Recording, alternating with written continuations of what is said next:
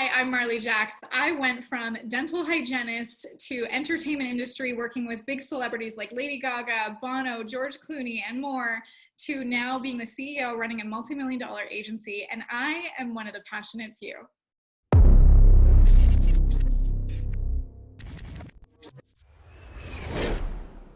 I love any opportunity to talk with Omar. I think he's just such a great interview. It pulls out all the deep, important, awesome questions that are going to get people thinking and feeling and just passionate about what they're doing. And I hope that everyone loves this interview because we went deep and had some really awesome conversations that I know are going to inspire. Hey guys, welcome to this episode of The Passionate Few. Today we have on somebody that I think you guys are going to be blown away by, none other than Marley Jax, CEO of Jax Productions, to share not only her incredible story about what she's doing now and how she's built her business helping entrepreneurs around the world create content on live to create more impact and freedom, but also some of the trials and tribulations and exciting things that she's done, from getting to meet celebrities to having awesome success in business, what she's learned from one endeavor to put into the next. And I hope you guys really get a ton of wisdom from this. So thanks so much for being on the show today, Marley. Thank you for having me. I watch your content and watch your interviews, so to be on this show with you is so fun. Thank you. Awesome. Well, very cool. So Marley, just for a little bit of context, some of the audience may not know who you are. Can you share a little bit about, what you do now and why you're so passionate about what you do in the digital space? Yeah, I've started out as a social media manager and then pivoted into video marketing. So what I do is I work with entrepreneurs to scale their audience and ROI using video, using YouTube, Facebook, Instagram. And why I'm so passionate about that is because we work with entrepreneurs who we pull out their stories and their purposeful message and make them vulnerable to really connect with their audience. So every time I meet an entrepreneur and I hear their stories, like it's so inspiring. And then to be a part of putting a megaphone to their message is like it's my life's purpose. That's what I'm here for. I love that. And you've actually spoken on stage with Russell. I mean, you've helped some of the top entrepreneurs in the game. So you really know your stuff. You're not just somebody who's a dabbler. You're somebody that a lot of people in the space recommend. Now, I want to ask you, before you got into doing what you're doing now, sort of take us back to, where you grew up and sort of how did you get into entrepreneurship? How did you get to where you're at today from a professional standpoint, career-wise? Yeah. I grew up in Canada, and I think as a kid, I was always like on the go and doing a million things at once. So now that I'm an entrepreneur and I see that I'm still in that like momentum-based, lifestyle, it kind of makes sense that I grew up that way. When I was a kid, I used to like steal my dad's video camera and make videos with my cousins and my friends and vlog before it was called vlogging. And so now to see that, that's what I used to do as a kid, it's interesting that that's where I am now. And so growing up, I wanted to be an actress. I wanted to be a singer. I wanted to be a performer. And, it's not the safe option. So I had the fallback plan. I became a dental hygienist, but throughout even my career in dental, I was working in radio and television and event management. And I got the opportunity to produce big interviews and concerts and shows with like big celebrity names and be beside these big names. And how did you do that? How did you do that simultaneously with being a dental hygienist? I mean, that sounds super like your body was in one place, but your mind was sort of somewhere else. Totally. So I was like a part-time dental hygienist, but then when these other opportunities came up and I continued to grow in the entertainment industry, I left dental. So I left it for 3-4 years. And then I went back to it when my sensitive little heart got crushed by some of the big egos in the entertainment industry. Yeah. And then ended up coming back into becoming, my own business and entrepreneurship. Very cool. And when you started doing the stuff with celebrities, how old were you at that time? I was 20. And so it's funny to think that like at this time, so I had a job where we would do speaking engagements. So we'd put on these big concerts and also conferences with big names that like now these are the names that line my bookshelves. And at 20 years old, I took it for granted. Right. Yeah. That's crazy. Now, when you did that, did you find that like a lot of the people you were meeting were sort of like opening your mind to what was possible to live in your dream? Because the reason I ask is because when I was 20, I got an internship for Rob Dyrdek at the Fantasy Factory. And so we traveled all over the country, all expenses paid. And I went from having no clue what it looked like to live your dreams to being immersed with people, living their dreams, celebrities, all that. And especially at that pivotal age when I hated college in my early 20s, it made me want to dream bigger and do more. So did that did that sort of plant seeds? I mean, what did that period do for you in terms of like your vision? Did it expand then? What happened Yeah, then? absolutely. Like so one of my jobs was to be like the person running these celebrities around, and I would get Okay. to have these one-on-one conversations with them and ask them like, how did you get this? Or what, Yeah. what's your biggest challenges today? And then even to have experiences where I'd see the behind the scenes stuff that like isn't in the news. Like there was this Right. one experience I was with Lady Gaga. I'm on her tour bus, I'm backstage with her, and there was this fan that he went to will call and his tickets weren't there, and he was crushed and he was devastated. And she finds out about this and she calls him and she's, I'm going to fly you out to the next show. And Wow. like to know that Lady Gaga, this huge name, like a little whatever technical glitch, she cared that much that she flew him out to the next show in the next city. And just to learn from them and see that experience of like celebrities, they're just like us, like they're Yeah. these larger than life people, but they have that heart and they care. And I mean, not all of them, but that's how I learned of how, whatever happens in my life, I want to always have like my heart and humor and love in with everyone that I meet. Yeah. No, I love that. Now, in terms of doing that, who are some other names that you met, just so you can name drop, just so people can get a bit? I sat in a limo with Bono once. That was probably the best day of my life. Oh my God, was he cool? Oh my God, the coolest. I was sitting in his limo right next to him, and he's holding my hand, and he's like, "What's your name?" Marley. Oh, Marley, that's a beautiful name. I'm like, oh, I'm the biggest fangirl. And then Yeah. the cool part is, with Bono, I tell him my mom and I are coming to your show tomorrow night and the next night to the two concerts back to back. We're going to be in row 4. And my mom is such a big U2 fan that she'll go to the sound check to try to meet them on the way in. And she has an 8x10 of the picture that I took with him that night. So he beelines to her because he recognizes that was just last Oh week. wow. He Yeah. goes, "That's Marley. I love Marley." He freaking remembered my name. Wow. And Yeah. then he autographs it. I have it framed in my house. And then he goes, "Row 4 tonight, right?"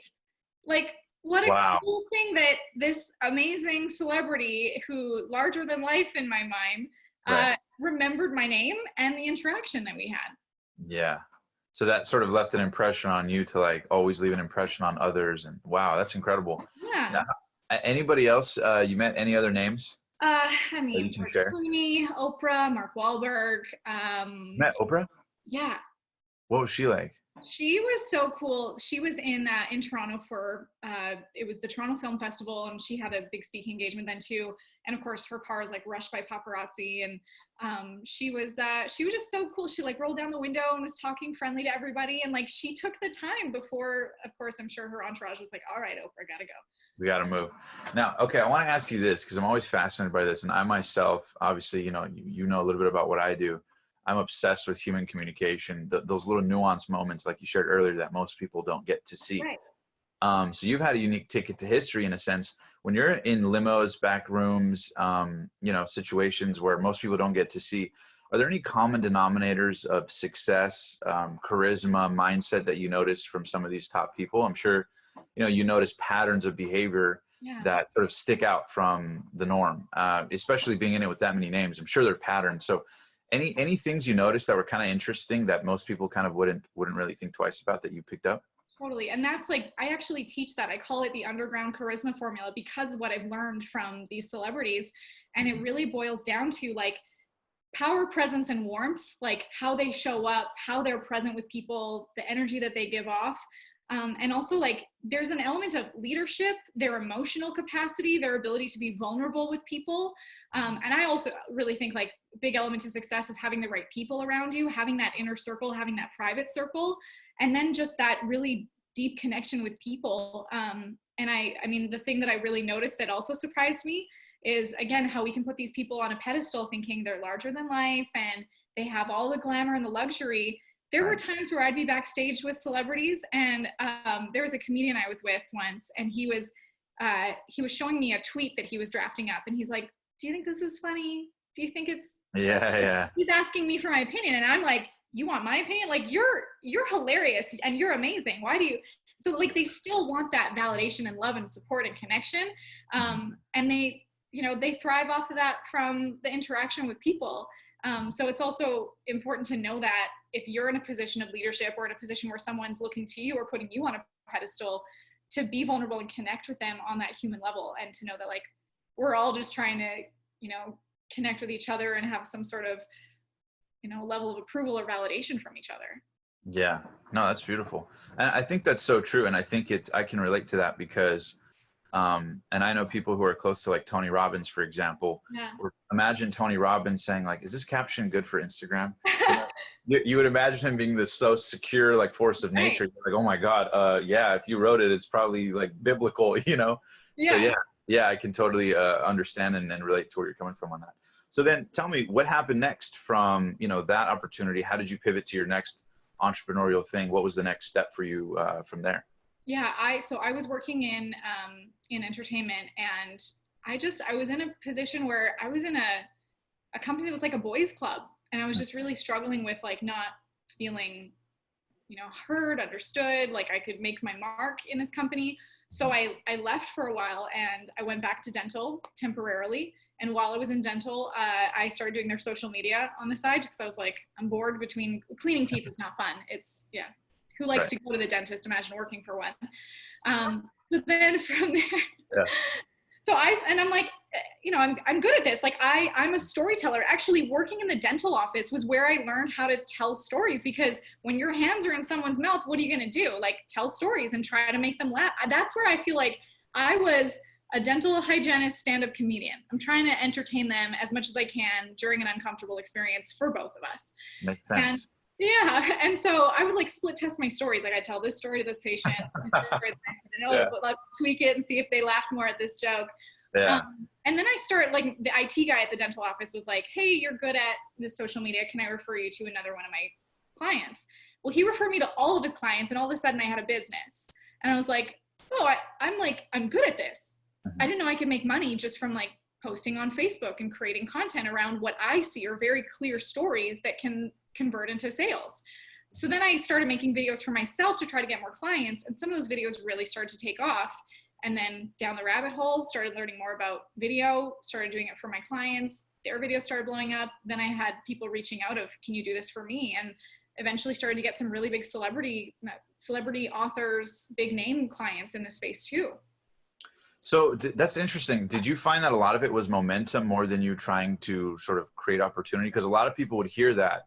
And, I know we're both in the ClickFunnels community, so to speak. And for people who don't know, ClickFunnels is a phenomenal platform. Shout out to Russell and the ClickFunnels family. But, did you, because a lot of people struggle, right? Did you actually struggle to find clients, or were you just playing to your strength and kind of it came to you? Because I think a lot of people don't have that momentum and they get discouraged because they're really fighting for that first, client. Is this my niche? Am I good at this? Right? They need that market validation, so to speak. But you found for you, and correct me if this is incorrect, but you're saying that you were just kind of doing it anyways for what's in front of you, and then that attracted more and more, and that built momentum. Or did you too have to kind of struggle to get clients? I mean, zoom in for me on what that process was like, and what advice you have for people about how to get momentum like that. I've found that anything in life, if I try to force it or feel like I have to like grind against it to try to make something happen, doesn't work. Like whether it's business or relationships or whatever, it was a struggle. Like if you try to force it. Luckily, this opportunity fell in my lap that I wasn't even looking for, but it was something that I was good at, and I built off of that momentum, and I just went with what felt good, like creating content for myself based on the frequently asked questions I was getting. It was fun for me, and it would get results. So I'd keep doing it. I'd keep leaning into that. Or I would get, one client referred to me, and then they would refer another client, and they would refer another client. And I did get to a place where the grind and that kind of like sticky point started when I said yes to everything. Because the momentum was exciting. And when you're building a business, you're like, of course I'll take all these opportunities. If I say no, that, I don't want to shut off the faucet. Right. But then I got to a place where I was like, oh, I don't like my clients anymore. Yeah, I get it. Yeah. So I had to work on that. There was a point in my business where I was miserable because I said yes to everything, and it wasn't in alignment with what I actually wanted to do, which was like so exciting to have opportunities, but then was like, oh wait, this isn't, I don't like my baby anymore. And so I went through a phase where there was a period of time where I fired over half of my clients, and I was just in this space of like, I will figure it out, because I couldn't afford to keep living like that. Like I was making good money, but I couldn't afford mentally and spiritually and emotionally to sacrifice my happiness. Yeah, and there's a beautiful line by Tony. He says, "Success without fulfillment is the ultimate failure." I Absolutely. think you're probably feeling some of that, and I've been there as well, where there were times where, the most money I ever made at one point. I remember the first time I had ever made, I had a goal to hit 6 figures in a month. The first time I hit that, I remember it was like the highest high ever, and the next month was like the lowest low ever because of the overwhelm and the frustration.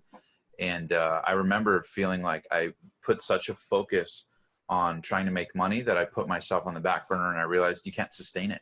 There's no sustainability if you're not enjoying what you're doing. It's going to in some way eat at you, or you're going to self-sabotage, or it's going to ruin certain things in your life. So love that you bring that up.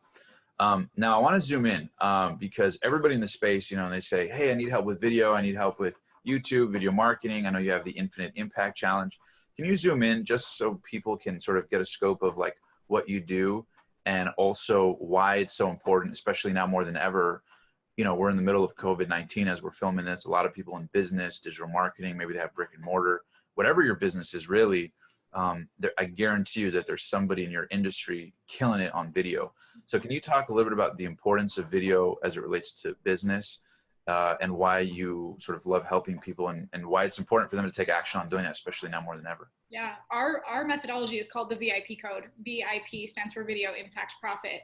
So video is the vehicle. It's just the way that you can reach your audience. And in a world where we're consuming content all the time, we have our phones attached to us and we're scrolling and we're just being inundated with advertisements and content and stories and on all platforms. Like, that's the way that you can reach your audience. Your audience is on one of these platforms, so show up to where they are and show up with the content that captivates and intrigues them and connects them to you and your message and can build the movement. And then we also look at reverse engineering the impact and the profit you want to make. So when I work with a client, I'm looking at what's your profit plan? How do we build your influence, and then create an impact routine around it for what platforms you're hitting, how you're able to show up to them. And we look at, so if people who've, in the ClickFunnels community, you hear from Russell Brunson, he talks about the value ladder. So like your product offerings from front end to back end, lowest to highest. And then I created a concept around that called the visibility ladder, because when you're selling people into your products and services, you have the different levels that they can ascend to based on value and price point. But then they ascend to those levels based on their intimacy and their temperature with you. So like, how warm are they in your audience to know, like, and trust you? So the steps in the visibility ladder are discovery content, where people can find you on things like YouTube and search engine content or things that are shared. Then the next step is building rapport. So Facebook Lives and email marketing, like when they're on your email list, that's how you can start to build that rapport and nurture.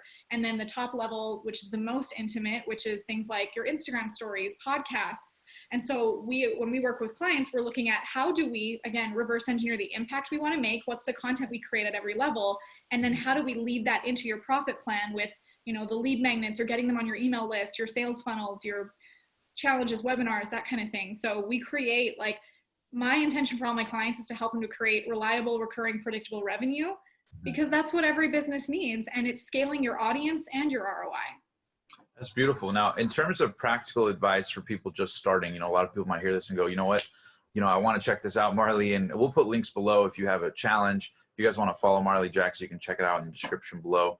But can you zoom in and maybe give somebody practical advice? Say you're an entrepreneur and maybe you have an existing business, or maybe you don't. And either way, you're new to video, or maybe you tried video, right? A lot of people start and then stop, or they get overwhelmed or intimidated, or SEO, or nobody's watching my stuff, or I look silly, and that kind of thing. And I get it. We've all been there. What advice do you have for people like that? Do you recommend them focus on YouTube, on Facebook? Should they come up with a 30-day plan? I mean, what tactical things would you recommend somebody to sort of jumpstart or catapult their momentum with video? Yeah, I mean, start with the 30-day plan. And we actually create our content with the foundation of YouTube, because YouTube, that content can be searchable and discovered for, like, I have videos from 2016 that are still generating leads all day, every day, because it's a search engine. When you do a Facebook Live, that, disappears in the algorithm within hours or days, unless you pay for ads, which means you're renting space instead of owning attention, which you can do on YouTube. So we create, even if you do one video a week on YouTube, which is good, like one video a week, then you can repurpose that video that you have. Let's say even if it's a 5-minute video, how many standalone pieces of content can you grab from that one video that turns into a little mini video for Facebook, an Instagram story, even the transcription turns into a blog or an email. And then when it comes to, well, what kind of content do I create in this? You know, there's the things that are frequently asked questions, or the things that other people in this space are talking about, the current events, your stories. And there are stories everywhere. And I know a lot of people get stuck on that. Well, what stories do I tell? You can tell success stories, you can tell your origin story, some, your wins, your failures, your losses, even like what someone said to you at the grocery store becomes a story. And as you start to look for content, you see that it's all around you. And the biggest shift in my business was when I went from just talking about the strategies and the tactics, which are good because it shows people that I know what I'm talking about. But the biggest shift was when I started talking about the stories and connecting it to me, so that the audience would resonate with me as the storyteller, as the influencer, as the attractive character, and then be able to believe in the strategies and tactics that I'm sharing. Hey you, I hope you're enjoying this interview, and we'll get back to it in a second. But first, I have a question. Have you ever seen inspiring content like this and thought to yourself, I would love to share my story, passion, product, service, or business with the world? Well, now's your chance to be interviewed on The Passionate Few. All you have to do is click the link below, fill out a short questionnaire, and if our team thinks you're a great fit, who knows, you could be the next person to be interviewed on The Passionate Few in person or on Zoom. All right, let's get back to the show.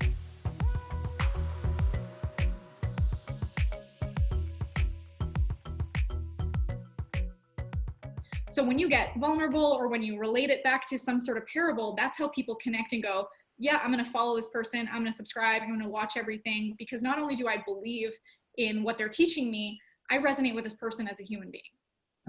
Yeah. And there's that concept of me too, not just so what. Yes. Right? You're not just a so what marketer, you're a me too, where people can relate to your vulnerabilities and challenges. Yeah. Now, on that note, I know a couple months ago, there was a sensitive thing that happened for you. Yeah. And you went through a digitally public divorce. Yeah. And it's a new season for you, and I know that was pretty rough, and you were very open with your audience, and I was really impressed with your vulnerability. For a lot of people, that's very challenging, especially in the community. You're well known, and so that's especially vulnerable, and it attracts a whole new level of energy, and you never know what can happen when you're that vulnerable. So Yeah. I want to zoom in and ask you, your decision to share that. I know a lot of people were inspired by that, moved by that. I know a lot of other people in the community are dealing with their own relationships. And for anybody watching, maybe it's a breakup you're going through, or a divorce you're going through, or some sort of transformation, especially during COVID, where you're in a rough situation. Can you talk about the decision that you made to kind of come out with that and share that? Was it something that you kind of wrestled with for a while, or were you like, screw it, I'm just going to tell the world? Or what was your mental process, just so that the audience at home listening or watching this can go, shoot, like if she had the courage to do that, maybe I should find the courage in me too. What was your process like to share? It was hard. I was going through the biggest personal transition of my life, while also going through the biggest moment of my career. Like, I was 3 weeks after my announcement, I spoke on stage at Funnel Hacking Live in front of 5,000 people with Russell Brunson, Tony Robbins, Tom Billy, like all these big names. And so to announce right before that was a really scary moment for me. And you called me to check in on me, so I really appreciate it that absolutely. you cared. But yeah, it was, I looked at it, and I've always been very public about my life, and I also, in my announcement video, I shared, the Brene Brown quote, share the scars and not the open wounds. So my intention was always to be appropriate about it and share what I could share the lessons of it, but there's always going to be the level of like, there's still things that go on behind closed doors that I think, everyone has that right to keep their stuff private, but be able to share maybe some of the takeaways. So when I was kind of grappling with, what do I do here? The marriage was over, and I needed to change my name. I wanted to live my truth. I didn't want to be known though as like Marley the divorce girl. I didn't want to step on that stage 3 weeks later and have people with all eyes on me like, oh my, like the girl who got divorced. Yeah, she's broken or whatever. So I filmed that video, and it's on my YouTube channel. It's still there. I filmed that video like 5 times in different days, there were so many versions of it. And eventually I just like sat down in front of my phone and just like talked, and what you see there is what it is. And I wanted it to be just open and honest and the facts, but to be a story of perseverance and not a story of heartbreak or divorce. It was just, here's the facts, here's what happened. I'm growing through this. 2020, I had no idea what 2020 was going to be at that time. It was January. 2020 is a big year of transition and transformation, and it sure has been. But I shared that, and I shared my intentions for growth and said, I'm going to bring you along the ride with me. And I still get messages from people that are, and it's not always about divorce or relationships. It's like, I watched you go through that, and I watched you transform, and I watched you be vulnerable. And it might not be a relationship situation, but it just showed me that if you can do it, I can too. And when I did get to Funnel Hacking Live 3 weeks later, all eyes were on me, but it was like we just watched her hit rock bottom. We just watched her rise from the ashes. And it was the most, like, I stepped on that stage to a standing ovation and left to a standing ovation. And I think a lot of it was because I was so vulnerable with what was going on with me personally, and then able to share, now here's what I'm going to do for you. Yeah. Wow. Now that's truly impactful, because I think a lot of people, I mean, everyone's dealing with something, right? Absolutely. And not everybody's willing to share it. A lot of people, especially with social media, like, a lot of people will say, well, if I put up my imperfections, maybe I won't get clients. I don't want people to know I have insecurities, especially when you deal with, higher ticket stuff. You can be like, would people really, pay me premiums for my premium service, even though I'm an expert and can deliver results? If I tell them I, had a divorce, or if I tell them I'm getting overwhelmed, or if I tell them I'm stressed out, or, if I tell them that sort of stuff, do you find that that it's actually, the truth is actually counterintuitive? And, have you found, for example, like that in a weird way, it kind of helped you get clients? Have you, not that that was your intention, but have you found that stuff like that has happened, or like people aren't as judgmental as people may think? I mean, how did that affect your business, I guess? Yeah, I was scared. I was like, are people going to look at this and go, why should I listen to her? She doesn't have her life together, or she's broken. But what I found was, when I embraced that message, my audience embraced me, and they were encouraging me to push on and push forward, and for them, not just for me. So if I let that negatively impact me to the point that I stopped creating, it wouldn't just impact me. Mm-hmm. So that was the most powerful message. And I said this on stage, and it was like the most quoted thing, is that helping people doesn't stop just because your life isn't perfect. No one's is. That's so true. I think Nick Barely says, turn your mess into your message. Exactly. Yeah, turn your mess into your message. Okay, now what about when it comes to, people who say like, well, I also want to hold a line of privacy. Where do you, what's Marley Jax's opinion on where you draw the line from? What's your, I guess, rule of thumb of, what's okay to be vulnerable, but where's the level where it's too much? At least, not that you have all the answers for everybody, but what's your way of approaching it, just so you could help people who may be listening and going, okay, I'll start being more vulnerable, but where do I draw the line? Right. And so I'm not trying to be, there's parts of my life that are kind of, we were talking about this before we hit record, like some of my life is a little bit of a reality show, but I'm not sharing like everything. I'm not sharing my newly single dating life, because I'm still navigating it, and I'm not trying to be a hot mess by sharing like, well, that didn't work and that guy was crazy, like those kind of thing. They will be great stories one day, but I'll share them. Yeah. On the next round. On the next round. Yeah. On the next round. So I look at, what am I willing to share? Does it align with my message? Does it align with like the overall impact that I'm trying to make? And also, is there any emotional sting when it comes to it? Like when I, announced that my marriage ended, I had to be cautious that I'm only going to talk about what I have to right now, because there's always going to be, in any kind of situation, is there an emotional sting? Is there some sort of baggage that isn't going to look cute, isn't going to, like, powerful message, not hot mess. So I just weigh that of, is this going to be impactful for somebody if I share the lesson behind this, or is this an attention seeking kind of thing? No, very true. Now, also, if I may pry just a tad bit into it, do you find that, because I know I've experienced this in my own relationships, that when you're an entrepreneur, it's very, I think entrepreneurs have the highest rates of divorce, the highest rates of breakup, and the highest volatility in their relationships. And I think a big part of it has to do with the fact that in business, it requires so much out of you that any lack of fluidity in a relationship can easily get triggered, because the relationship has challenges. Of course, business has challenges, and sometimes those two together can just explode, especially when you're trying to build a business. Without getting too specific, have you found that is also something that maybe was a challenge that you encountered, juggling a business where maybe you have a partner who's involved in the business, and certain people have different perspectives on, well, we should do this, maybe we should do this.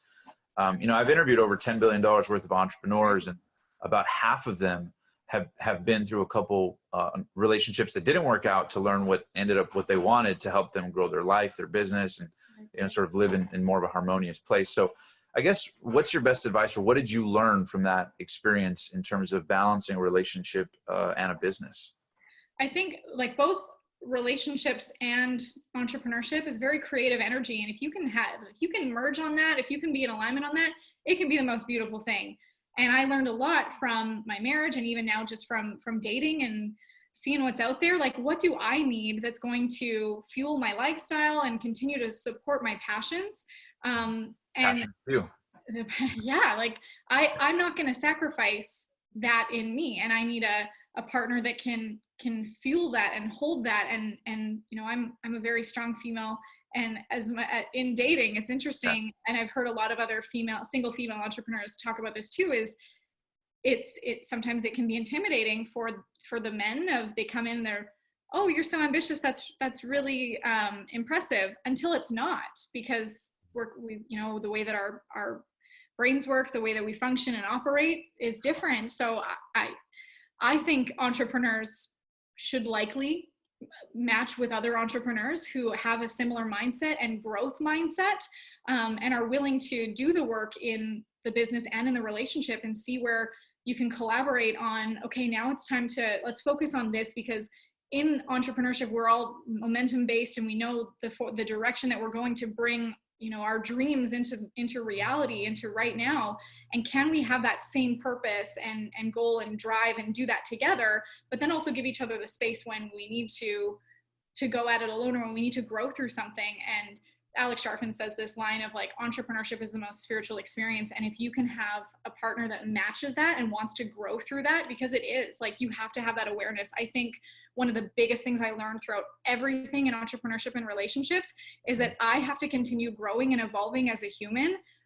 Steve Larson has this quote that I say all the time: my business will only grow to the level that I do. So I need a partner that matches that. And it can be a winning combination, but I'm also not going to settle if I don't find it. Very cool. Relentless. And there's a cool quote that says, the funny thing about people who don't settle is that they very often get what they want, you know? And so many people in their life or their business, you know, I had a mentor who changed my life one time when he told me, he asked me a question, I'll never forget it. He said, Omar, what would happen next if life was perfect? And I remember that I had never up to that moment had anybody ask me that. And so I think most people live their life assuming that they have to sacrifice, assuming that like, business can't be that great.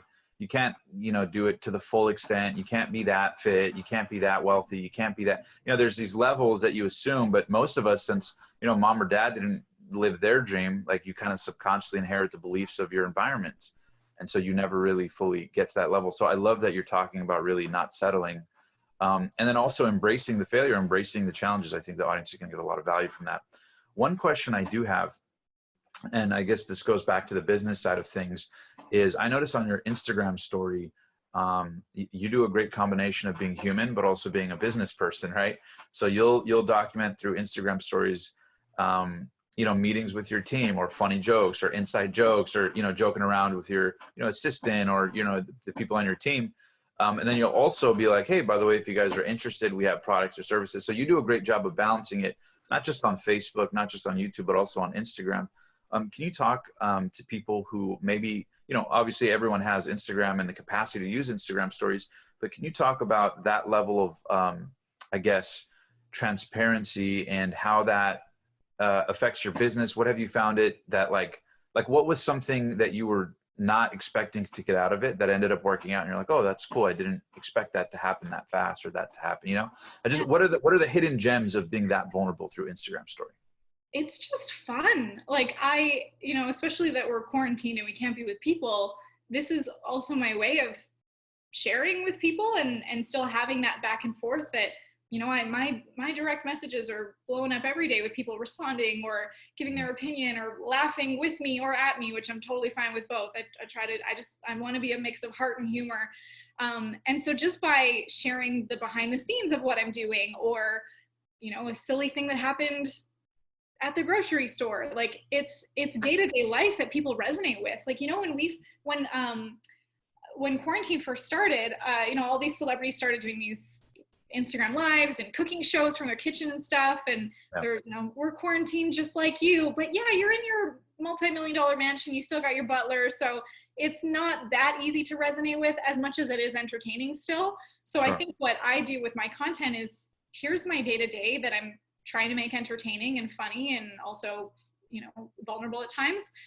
But it's things that people can resonate with. Like even the other day, I shared about, like, I don't know where I'm supposed to go next. Like I'm from Canada. I'm living in Boise. I really want to go to LA. I want to go to Texas. Like I had all these plans before Corona hit. And now I'm just like, I'm stuck, you guys. Like, I don't know where I'm supposed to go. And so many people respond to that being like, oh, me too. And then also people saying, come move here and come move here in all their cities, just accepting me to live in their city. Yeah. Did you find that was kind of like also a good way to like create business because you were so vulnerable, or not necessarily, just build more of an intimate connect? Like, have you had people who like connected because of a vulnerable topic and then they ended up becoming clients, for example? Absolutely. Hands down. Because even if there are other big influencers or names out there that they can do a similar service, when you know, like, and trust somebody because you connect with them, like it makes the purchasing decision just clearer, because you're like, I feel like I know this person, even though this person might have big awards and accolades.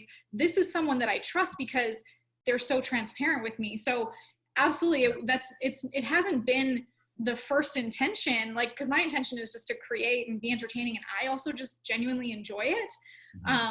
But it absolutely resonates. It translates into business, which is like win-win. Yeah, very true. Okay, now I want to ask you two more quick questions before we wrap up here. I know you got to run. As it relates to business and video, how important in 2020 is it to create video content versus 2018, 2019? I think a lot of people thought like, oh, I'll get around to it. But I think in 2020, I mean, we've been selling courses and trainings like crazy because so many people are like, oh my God, they're freaking out and they don't have a digital footprint, right? They have these businesses, and I mean, you see what's going on in the world. It's crazy. But when you have, your own platform, and like you said, even me, it's like I have content I created years ago that YouTube is populating. YouTube populates videos from 10 years ago, 10 months ago, 10 weeks ago, 10 hours ago. Whereas you create all this effort to create content on Facebook or Instagram, it's gone in a day, if that, right? So can you talk about just the landscape of what you've seen in terms of just how important it is now more than ever in 2020 for people to create content? And why does it ROI? A lot of people have that fear of ROI. So can you zoom in on that point, the importance of content creation in 2020? I can't imagine where my business would be if I didn't start before. And what's that saying of like, the best time to start was yesterday, the second best time to start is today, right now. If I hadn't started like that content that I created years ago, every single piece of content that I'm creating and I'm positioning on YouTube and then repurposing for all my other platforms, that's like owning real estate. Like that's how you own attention on the internet instead of renting it. So don't you want to create all those assets that become returning assets for you? Like it just, generates interest for you, literally, and also ROI. Because when you have that content that is positioned on YouTube, it's a search engine, people can be finding it. And then you also have this bank of content that you can be posting everywhere else. You never run out. And like I said before, we have our phones in our hands all the time. People are consuming this content. And imagine where your business will be 1 year, 2 year, 3 years from now, when all your competitors are doing it, but you're not. Where will you be? Like, I'm so glad that I started 4 years ago, that now all this content is still generating leads for me. And that every piece of content that I create now is just adding to my arsenal, to my internet real estate. And it's recession proof because people will always be creating content till the day the world ends, right? People are going to be home watching content, learning stuff. Beautiful. Now, what about this? Because I'm thinking that because I'm always trying to have an ear to the audience. What if people say, well, what if I don't get a lot of views in the beginning? What advice do you have for people about that? So and this is what I teach in my challenge and in all of our stuff, is like, there are a lot of YouTubers out there that have huge audiences and lots of views, but they don't know how to monetize because they don't know how to build funnels. They don't know how to generate leads. So like a lot of my students that I work with and my clients, they can be making more money with a smaller audience than the people with the really big audiences, just because we know the tools of the trade. We know how to do this. But here's the other thing is like, look at Gary Vaynerchuk. Huge influencer, has like 5+ million people following him. before he was the Gary that we see today, he had Wine Library TV on YouTube. And he did 1,000 episodes of Wine Library TV with very little people watching at the time. And that's how he found his voice and became the Gary that he is today. So you don't always get to see the 10,000 hours that people are putting in to become the experts that they are. So it's about, you've got to put in the reps and become who you're meant to become, but you got to start to do it. Mm-hmm. Now, where can people find more about Marley Jax and the Marley Jax movement? I know you have a Infinite Impact Challenge. Where can people find you, and how can people get in touch with you if they want to learn more about your products, your services, and your program to help them create content and grow their business online? Yeah, well, of course, follow me on Instagram and YouTube, instagram.com/Marley Jax, YouTube, same thing. And the Infinite Impact Challenge, it's 21 days, and we have students on there who have started their channel from scratch, or even just who have an established channel and scale it, who within the 21 days have their value ladder and visibility ladder put in place. And it's $47, and people are earning thousands at the end of it just by putting everything into place. So you can go to infiniteimpactchallenge.com to join that. Awesome. And we'll plug a link below for that. And then also Marley Jax's social media handle. If you guys enjoyed this interview, you can actually follow her there. And actually I have one more question. Knowing what you know now, I ask every guest this at the end of every interview, and then we play a little fun game at the end. Knowing what you know now about business, you know, a lot of our audience are entrepreneurs, people trying to get to that next level. What advice would you give to the Marley Jax who was first starting on her career? You know, before you hit this level of success you're at now, obviously you want to grow to new levels, but what advice would you give to the younger Marley who's looking for answers and hungry? Because there's somebody watching this who's that young version of Marley who's like hyped, motivated, inspired. Maybe they're going to sign up for your challenge right now and they want to take action. But mindset wise, what advice would you give to that Marley who's looking for answers for success, that next level? This is something that I teach in my content, and it's like a constant reminder to myself. I talk about be, do, have. I know Tony Robbins, and I think that's where one of the places I heard it for the first time. And it's who do you need to be, what you need to do to have what you want to have. Because if we don't have that being from an identity level, you can't do your way there. It's not about the doing and the tactics and like the tasks that you do every day. It's who do you need to be on an identity level to create those actions that you do to have the results that you want to have.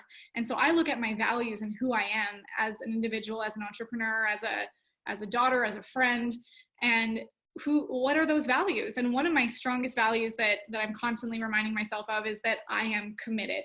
I am someone that if I say I'm going to do something, I'm going to do it. I'm going to follow through. And commitment means playing while you're hurt. It means you don't take your successes or your failures personally. It means you get up and you do it anyway, no matter how you feel, because commitment doesn't care how you feel. So I would remind myself that when I first started this whole thing. Yeah. There's a beautiful book called Turning Pro, and it talks about that, how amateurs play to their strengths when they can or when they feel like it, but pros do it no matter what. So that's a beautiful reminder. All right. Very cool, Marley. And at the end of every interview, we play a little game called First Things First. The way the game works is I just rifle off 10 words or phrases, and then you just tell me the first word or phrase that comes to mind. Oh, fun. Okay. The only rule is that you can't repeat yourself twice. Okay. Got it? So I'm just going to... One word or phrase? Okay. A word or phrase. So I'm going to say something, and then you tell me the first thing that comes to mind related to it, okay? So we're going to do 10 of them, okay? So here, let me plug it in. My charger's actually about to run out, but we're in luck. Perfect. All right, you ready? Yeah. Nervous. Good. Actually, I don't want the laptop to die. It's at 1%. So we will nail this. God bless technology. All right. So, okay, first word. Get jaxed. Commitment. Your failure. Growth. Your divorce. Transformation. Your first 6 figures doing what you love. Momentum. Your biggest obstacle today. Oh, relationships. The best decision you ever made.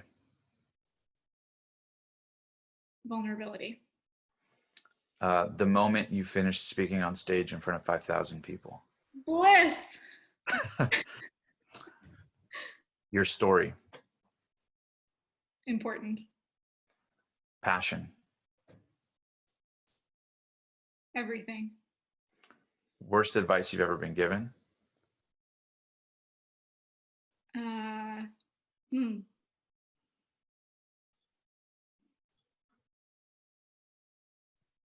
Oh gosh, I'm trying to think.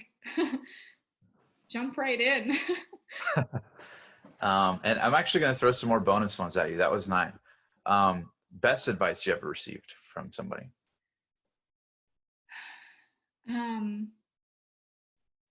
Always put in a minimum of 100%. Your future. Huge. Video.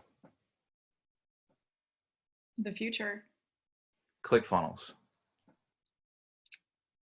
My foundation. Your clients. I said it. Oh, I said everything.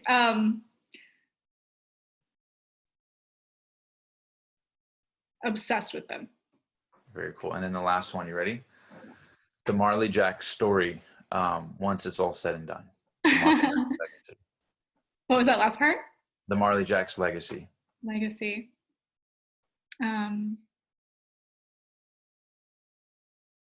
What do you hope? Integrity. I love that. And what do you hope people get from this interview after listening to it? If they can go take action, do something with it, what do you hope people get out of this interview and they do next? Yeah, be committed to sharing your stories and being vulnerable and reaching the audiences that you're meant to reach. Like, you are here, you're watching this for a reason. You have a very big purpose that I know you're passionate about, because obviously the people watching this are, and you have a moral obligation to get out there and do it. And whatever insecurities or whatever excuses are holding you back, you have much bigger things to do that you can't let that hold you back, because people are waiting on you. Beautiful. I love it. Well, Marley, thank you so much for coming on the show. And you guys can follow Marley in the description below, as well as check out her challenge to get your video online to grow your business and impact as well. So thank you so much for being one of the passionate few, Marley. And until next time, thank you for being one of the passionate few.